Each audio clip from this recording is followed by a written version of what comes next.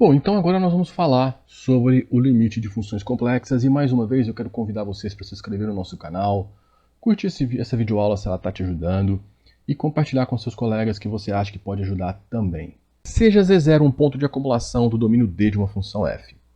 Diz que f tem limite L com Z tendendo a Z0 se para qualquer epsilon maior que zero que determine uma bola aberta lá no seu domínio centrado em L, tá? Cada f de z aqui dentro é atingido por um z que está dentro da bola aberta centrada em Z0 e com raio delta, tá? Ou seja, todos esses daqui são levados aqui dentro, tá bom? Então, para todo epsilon vai existir um delta tal que essa relação sempre ocorra para esse ponto Z0 e o ponto L. Tudo bem? Então, nesse caso, a gente escreve limite de f de z com z tendendo a Z0 igual a L. Tá bom? O limite só existe se ele é único. E aí aqui a unicidade ela é diferente dos limites laterais lá do cálculo 1 de funções de uma variável. Tá? Ele está mais para o sentido do estudo, né, da investigação de curvas dentro do domínio lá do cálculo 2, nas funções de várias variáveis. Então vamos falar um pouquinho sobre isso também. Bom, como nós não vamos usar a definição, lembrando que não estamos interessados num curso de análise complexa, nós estamos interessados num curso funcional, num curso de ferramentas de funções complexas, então nós não vamos dar muita bola para essa definição, nós vamos deixar essa definição um pouco de lado e vamos simplesmente dizer que a partir dessa definição a gente pode demonstrar propriedades para funções complexas, dos limites das funções complexas, que são muito similares às propriedades dos limites de funções reais. Tá? Então, a gente pode manter que o limite da soma é a soma dos limites, o limite do produto é o produto dos limites, o limite do quociente é o quociente dos limites, desde que o limite do quociente não seja zero. Tá? E aqui um que difere, né? O limite do conjugado de f de z é igual ao conjugado do limite. Então, o que seria o conjugado de f de z? A gente já falou que f de z é um u de xy mais iv de xy. Então, o conjugado de f de z é u de xy menos iv de xy. Tudo bem? Então, o que eu estou te falando? Que o limite do conjugado é igual ao conjugado do limite dessa função aqui. Tudo bem? Então agora a gente vai calcular alguns limites. Basicamente a ideia é te mostrar como que funciona para você perceber que a coisa funciona muito parecida com o que a gente tem lá nas funções reais de uma variável, mais propriamente o que você estuda no cálculo 1. Tá? Primeiro exemplo, limite de z tendendo a 2i na função z² mais 3z.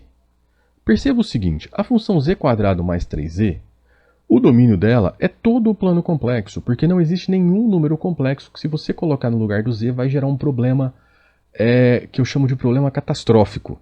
Você não vai estar dividindo por zero, por exemplo.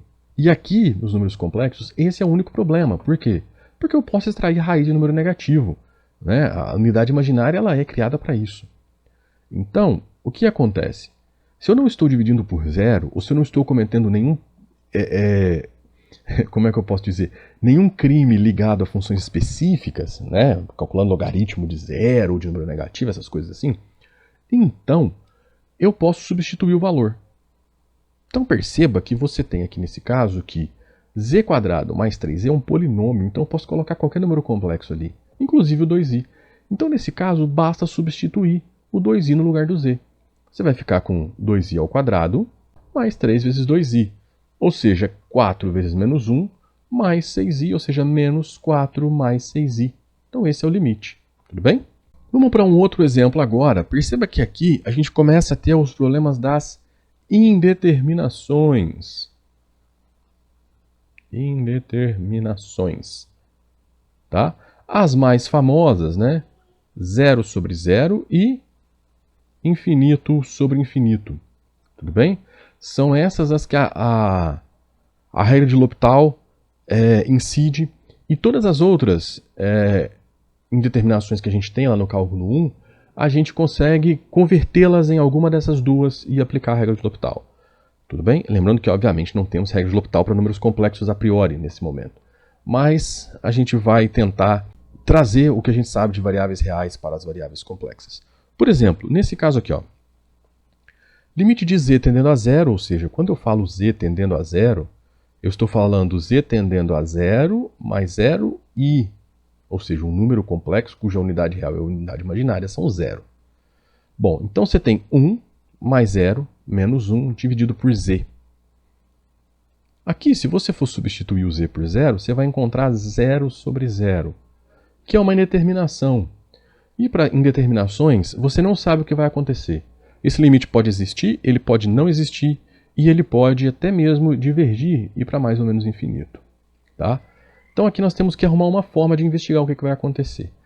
A técnica para resolver esse limite é o que a gente chama de multiplicar pelo conjugado do denominador. Desculpa, do numerador, aqui não é denominador, é numerador. E aí, esse conjugado não é bem o conjugado complexo. Tá? Você vai fazer o seguinte, vai considerar que a raiz de 1 mais z menos 1 dividido por z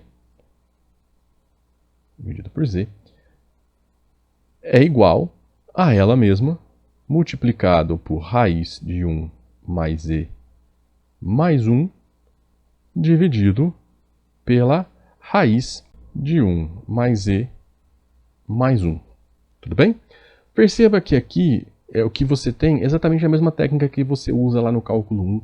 Quando eu dou essa aula para os meus alunos de limite lá no cálculo 1, eu falo que aqui a gente está usando o grande poder do 1, que a gente dá a possibilidade de multiplicar uma divisão dessa, né, um quociente desses, que está dando uma determinação nos limites, por qualquer coisa que você queira, desde que você respeite o fato de que você vai ter que dividir pela mesma coisa. Só que isso resolve o seu problema, porque olha só o que você tem. Isso aqui é igual ao produto da soma pela diferença, então você sabe que é o quadrado do primeiro menos o segundo. Aqui embaixo você ficou com z raiz de 1 mais z mais 1. Tudo bem? Não tem nada o que fazer aqui. Mas aqui então você vai sobrar com z dividido por z, que multiplica a raiz de 1 mais z mais 1. Tudo bem? Aqui você tem z multiplicando e z dividindo, então na hora que você simplificar, você vai ter 1 sobre a raiz de 1 mais z, fechou raiz, mais 1. Tudo bem? Então, esse limite aqui, ele é igual ao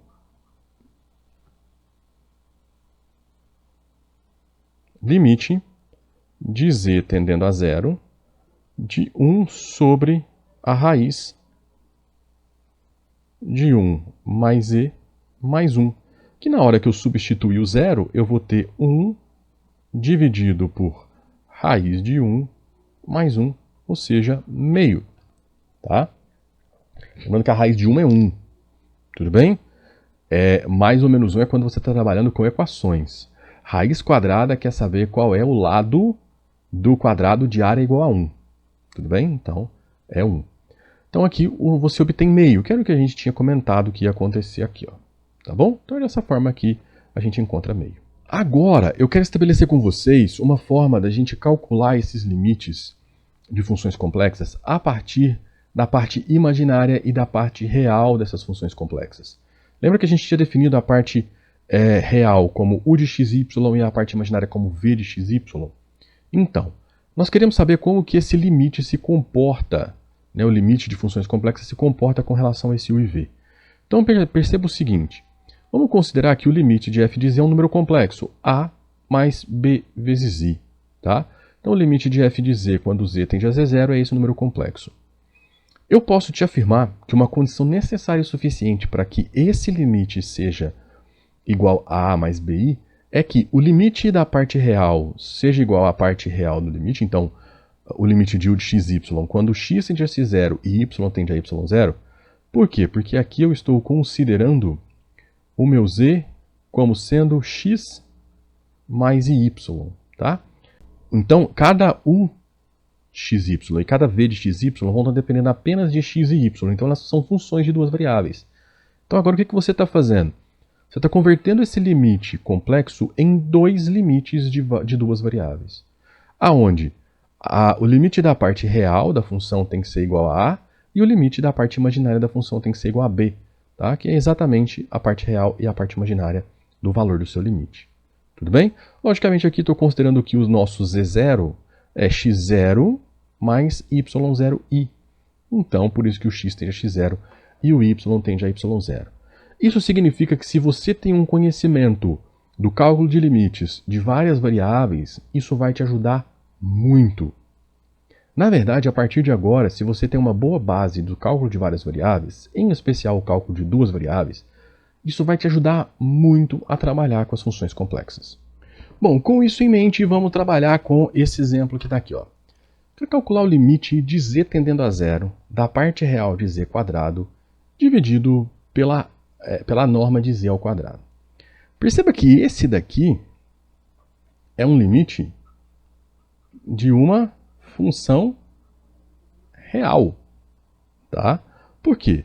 Porque a parte real de z ao quadrado é um número real. O módulo de z é um número real, ao quadrado é real, tá? Então aqui, primeira coisa eu quero observar com vocês é o seguinte.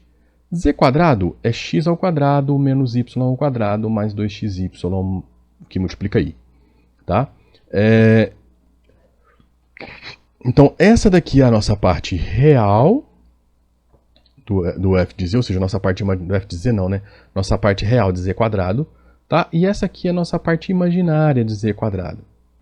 Tudo bem? Isso considerando que z é x mais y. Assim, o z tendendo a zero significa que x tende a zero e y também tende a zero. Tá? Então, dessa forma, lembrando que o módulo de z ao quadrado é a raiz de x quadrado mais y quadrado ao quadrado. Ou seja, é x quadrado mais y ao quadrado. Tudo bem? Então, aqui, esse limite que eu quero calcular, então, é x tendendo a zero e y tendendo a zero. Ou seja, x e y tendendo a zero, zero. De x ao quadrado menos y ao quadrado dividido por x ao quadrado mais y ao quadrado. E aí, a técnica que a gente usa para investigar esse limite é fazer alfa vezes t igual a x e y igual a beta vezes t e o t tendendo a zero. E aí, o que vai acontecer? Fazendo essa substituição, a gente mostra que esse limite não existe. Por quê? Porque o valor dele vai depender dos valores de alfa e beta. O que seria isso? Seria você investigar o limite dessa função de duas variáveis, tá? Através de retas que passam pela origem. Então, com isso você mostra que o valor de cada limite vai depender da reta que você pega. E isso não pode, significa que o limite não existe. Tá? É exatamente o que nós vamos fazer aqui, só que eu vou pegar uma retas específicas, eu vou pegar os eixos. Então aqui eu estou considerando o eixo x, né? Usando a lógica que eu coloquei lá, eu colocaria o alfa igual a 1 e o beta igual a 0, e nesse segundo momento aqui eu colocaria o alfa igual a 0 e o beta igual a 1. Tá? E aí eu mostraria que nos dois casos os limites são diferentes. Tudo bem? Ó, aqui, quando o y é 0, o limite dá 1. Quando o x é 0, o limite dá menos 1. Então, esse limite não existe. O limite real não existindo, logo, o limite de variável complexa também não existe. Tá? Bom, então agora nós vamos calcular esse exemplo que está aqui, nós vamos calcular esse limite desse exemplo, que você pode ver que ele já é uma determinação 0 sobre 0, porque o z tende a 0. Bom, aí o que nós vamos fazer? Para fazer essa divisão, que você tem um número real no numerador e um número complexo no denominador, você vai multiplicar pelo conjugado do denominador e aí você vai ficar com módulo de z vezes o conjugado de z dividido pelo z multiplicado pelo seu conjugado. Nós vamos abrir considerando que z é x mais y. Então o módulo é a raiz de x quadrado mais y ao quadrado e o conjugado é x menos y. Então aqui você vai ter a parte real x do conjugado multiplicado pelo módulo menos i y multiplicado pelo módulo. Então, está aberto aqui. E aqui embaixo, o que você tem? Você tem que isso daqui é a norma ao quadrado. Então, x ao quadrado mais y ao quadrado. Tudo bem? Perceba que você ficaria, você pode até fazer essa simplificação, você ficaria com o limite de z tendendo a zero, de que? Do conjugado dividido pela norma. E observe que você continua tendo uma indeterminação 0 sobre 0. Tá? Você ficaria então com x dividido por x quadrado mais y quadrado, né, dentro da raiz, menos y dividido pela raiz de x quadrado mais y quadrado. Tá? Você pode seguir esse caminho também, vai chegar no mesmo lugar. Aqui é porque é mais fácil de você perceber o que vai acontecer. Tá bom? Na hora que você separar, você vai ter isso aqui, ó, como u e v. Lembrando que o u, você pode simplificar isso aqui, você vai ter então que o u também é igual a x sobre raiz de x quadrado mais y quadrado, e esse v é igual a y sobre a raiz de x quadrado mais y quadrado. Por quê? Porque x quadrado mais y quadrado é igual a raiz de x quadrado mais y quadrado vezes a raiz de x quadrado mais y quadrado. Tá? Então perceba que se você usar a mesma técnica que você usou antes, que é fazer x igual a alfa vezes t e y igual a beta vezes t, você vai sobrar tanto nesse primeiro limite aqui com alfa e beta, quanto nesse segundo com alfa e beta. Então nenhum dos dois vai existir. Logo, se nenhum dos dois existe, esse daqui também não existe. Então, o que a gente percebe no primeiro momento? Que usar as funções da parte real e da parte imaginária de uma função complexa é uma estratégia muito boa para você investigar a existência de limites. E sempre que você tiver módulo no seu limite, é bom você investigar dessa forma. A probabilidade do limite não existir é muito grande. Bom, como calcular limites infinitos para funções complexas? Assim como nas funções reais, podemos definir limites que tendem ao infinito ou funções cujos limites são infinitos mesmo quando suas variáveis tendem a uma constante complexa. Estes casos vão ser exemplificados abaixo, então a gente vai trabalhar com alguns exemplos. O primeiro deles, z tende a 4i, e eu quero calcular o limite, né, de z tendendo a 4i de 5z dividido por 2z menos 8i. Tudo bem? Bom, se você for prestar atenção, o que nós teremos aqui é o seguinte, você tem 5z, vamos substituir? Se você for substituir, você vai ter 5 vezes 4i dividido por 8i menos 8i, que é igual a 5 vezes 4 dá 20, dividido por 0. Tá? E aí, aqui você pode pensar que você tem o quê? 20 dividido por 0. Logicamente, quando a gente faz, a gente está pensando tendendo a 0. Tá? Não estou dividindo por 0. A gente está pensando tendendo a 0. 20 dividido por um número que é muito próximo de 0 vezes i. Isso aqui é um número real. Tá? É o número 20 dividido por um número muito próximo de 0. Cada vez mais próximo de 0. Isso aqui fala para mim que é infinito. Quanto é infinito vezes i? Tá? Aí a gente tende a pensar que é infinito porque é uma constante vezes infinito. Uma outra forma de você pensar é abrindo essa função.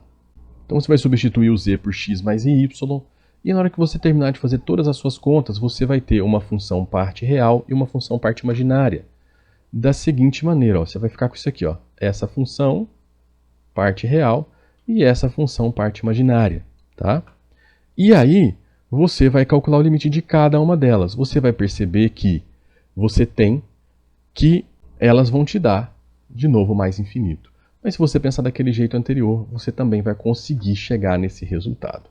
Tá? Você pode pensar como uma função real quando você trabalha com mais ou menos infinito para números complexos.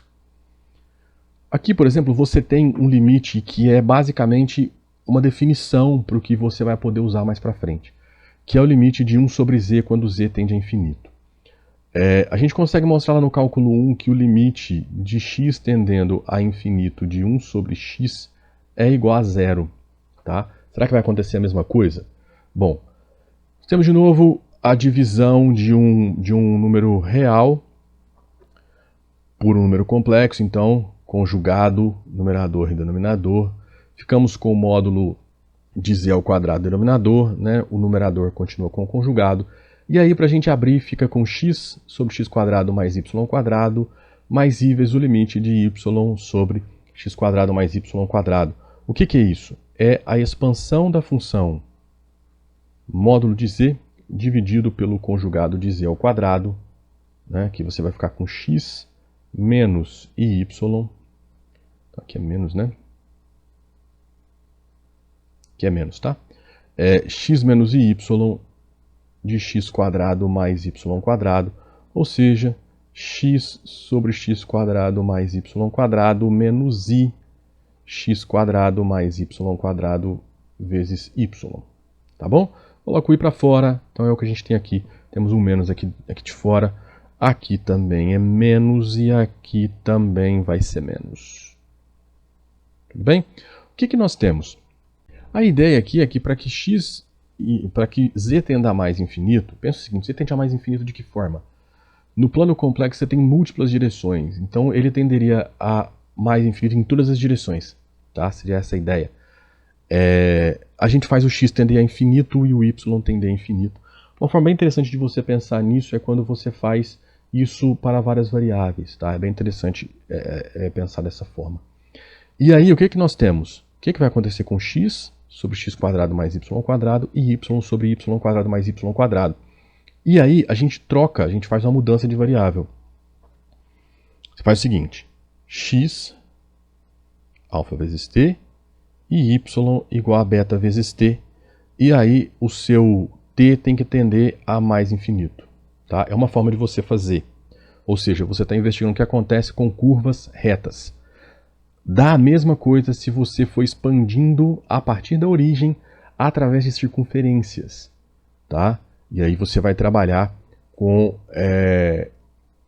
um raio que vai tender a mais infinito. E aí você vai ter r cosseno θ e y seno θ. E você vai conseguir enxergar a mesma coisa. Também você vai chegar no mesmo lugar. Tá? E aí, fazendo essa troca, a gente vai conseguir aqui simplificar esse t com esse t quadrado e esse t com esse t quadrado. Então, você tem uma constante dividido por uma variável, né? Onde essa variável real vai para infinito. Então, esse limite vai para zero e esse também vai para zero. Logo, teremos 0 mais 0i. Então, o limite de 1 sobre z quando z tende a infinito também é zero. E isso me dá possibilidades de calcular esses limites quando tenho polinômios. Tá? Então agora vai ficar tudo mais fácil. Não vou precisar mais decompor quando eu tiver o z tendendo a infinito. Por exemplo, aqui nesse caso, né, você tem z tendendo a infinito de 3i vezes z mais 5 sobre 2i menos i. Aqui você tem infinito mais 5 dá infinito, infinito menos i dá infinito, tá bom? Então, a lógica é você dividir tanto o numerador quanto o denominador pelo z com a maior potência que tiver. Então, aqui a maior potência é 1, então vou dividir tudo por z, numerador, e o denominador também dividido por z. Vamos ficar com isso aqui, ó. 3i, z dividido por z simplifica, 5 dividido por z, 2z dividido por z simplifica o z, fica 2, menos i sobre z. Isso aqui eu sei que vai para zero pelo resultado anterior, porque é i vezes 1 sobre z. E isso aqui também eu sei que vai para zero, porque é 5 vezes o limite de 1 sobre z quando o z vai para mais infinito. Então, tecnicamente, a gente sobra com o limite de 3i sobre 2. E aqui está o seu resultado. O limite da constante é a própria constante. Tudo bem? Aqui você pode considerar os termos de maior grau. Limite sempre quando o z tende a infinito, tá bom? Os termos de maior grau, 3i sobre z, 2z, simplificou, termos, limite da constante é a própria constante, 3i sobre 2. Tá bom? Mesma coisa você pode fazer aqui, ó. Z tende a infinito, então você tem aqui um limite de polinômios. Você pode considerar os termos de maior grau. Limite de z tendendo a infinito de z quadrado sobre 3z. Isso aqui então é o limite de z tendendo a infinito de z sobre 3. Infinito sobre 3, infinito. Tá bom? Então você resolve dessa forma igual você fazia com números reais. Isso só é possível porque nós resolvemos o exemplo anterior. Mas se você gostou dessa nossa aula, eu peço que você apoie o nosso projeto. Como? Curtindo a aula, compartilhando com seus colegas e o mais importante, inscreva-se no nosso canal. Se você quiser apoiar ainda mais, faça um Pix para nós, a chave Pix está aí colocada. E na descrição você encontra todos os links para os artigos do site usados nessa aula. E dentre esses links tem listas de exercícios resolvidos nos nossos artigos. Tudo que foi deixado aqui como exercício para vocês nessa aula está resolvido em detalhes, está tudo resolvido em detalhes lá para vocês. Tanto a parte inicial quanto a parte das funções complexas, tá? Tá tudo bem colocado aí para vocês. Além das dicas de livros que vão ajudar vocês a estudar essas funções complexas analíticas, tá bom? Então era isso, até a próxima, abraços.